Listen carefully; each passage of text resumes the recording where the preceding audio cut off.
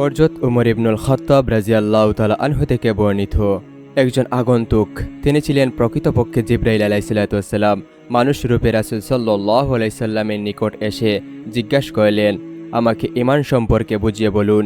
রাসূল সাল্লাল্লাহু আলাইহি সাল্লাম বললেন, আল্লাহ, তার ফেরেশতা, তার কিতাবসমূহ, তার রাসূলগণ, আখিরাত এবং তাকদীরের ভালোমন্দ যা কিছু সবই আল্লাহর পক্ষ থেকে এসেছে তা জানা ও মানাই হচ্ছে ঈমান।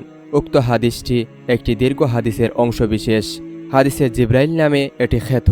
এ হাদিসের মূল কথা হলো, হযরত জিবরাইল আলাইহিসসালাতু ওয়াসসালাম একদিন মানুষের বেশে রাসূল সাল্লাল্লাহু আলাইহি সাল্লামের দরবারে হাজির হয়ে ঈমান, ইসলাম, ইহসান এবং কিয়ামত সম্পর্কে জানতে চাইলে রাসূল সাল্লাল্লাহু আলাইহি সাল্লাম সবগুলো প্রশ্নের উত্তর দিয়েছেন। ঈমানের অর্থ হলো কার উপর নির্ভর করা, নির্ভরতার কারণে তার কথাবার্তাকে সত্য বলে স্বীকার করা।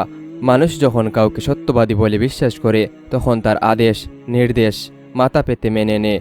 এ অবস্থা ও বিশ্বাসই হলো ঈমানের প্রকৃত প্রাণশক্তি। আল্লাহর পক্ষ থেকে রাসূল সাল্লাল্লাহু আলাইহি সাল্লামের মাধ্যমে যে সমস্ত কথা এসেছে তার সবগুলিকে সত্য বলে স্বীকার করে আন্তরিকভাবে গ্রহণ করাই হলো মুমিনের জন্য জরুরি।